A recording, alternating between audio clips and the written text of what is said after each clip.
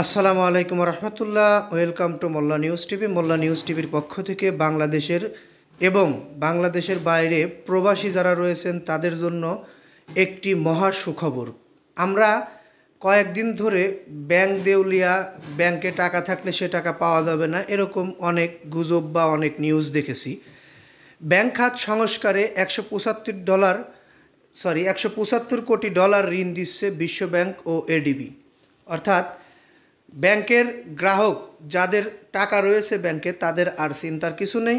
তাদের টাকা পরিপূর্ণভাবে ফেরত নিতে পারবেন, ফেরত দেওয়া হবে ব্যাংক থেকে। এই নিউজের পরিপ্রেক্ষিতেই সেটা বোঝা যায়। আমরা বিস্তারিত আপনাদেরকে জানাবো। ব্যাংক খাত সংস্কারে বিশ্ব ব্যাংক ও এশিয়া উন্নয়ন ব্যাংক এডিবি ঋণ দিচ্ছে। বাংলাদেশ ব্যাংকের আধুনিকায়ন এবং সক্ষমতা বাড়ানোর কাজেই এই ঋণ ব্যয় করা হবে। এজন্য বাংলাদেশ ব্যাংক নতুন একটি প্রকল্প হাতে নিচ্ছে। পাশাপাশি আন্তর্জাতিক মুদ্রা তহবিল থেকেও সহায়তার আশ্বাস মিলেছে। বাংলাদেশ ব্যাংক সূত্রে এ তথ্য পাওয়া গেছে। প্রাথমিকভাবে বিশ্ব ব্যাংক থেকে 40 কোটি মার্কিন ডলারের ঋণের বিষয়ে আলোচনা শুরু করেছিল বাংলাদেশ ব্যাংক।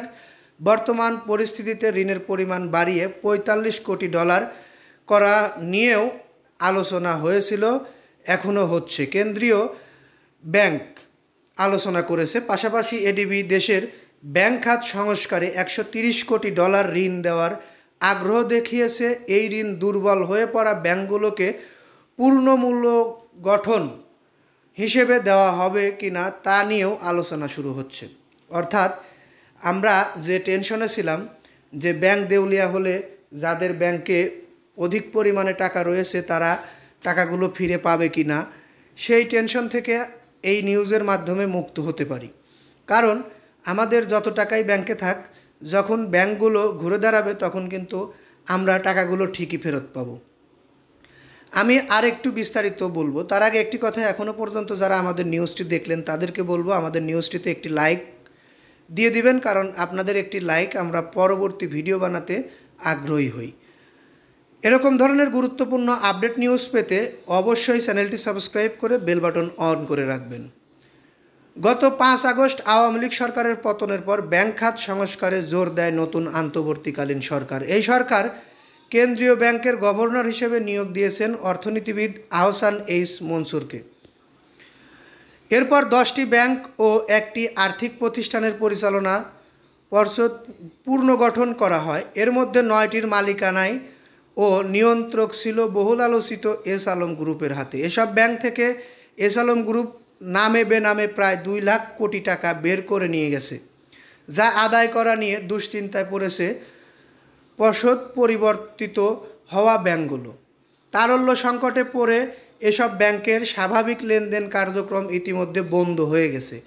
এই ব্যাংকগুলোর কর্মকর্তাদের বেতনও অনিয়মিত হয়ে গেছে। অর্থাৎ যে 10টি ব্যাংকের কথা আমরা জানতে পেরেছি, এই 10টি ব্যাংকের কর্মকর্তা কর্মচারীরা কিন্তু ঠিকমতো বেতনও পাচ্ছে না। তো আমরা বাংলাদেশ সরকারের এই আগ্রহ দেখে খুবই খুশি।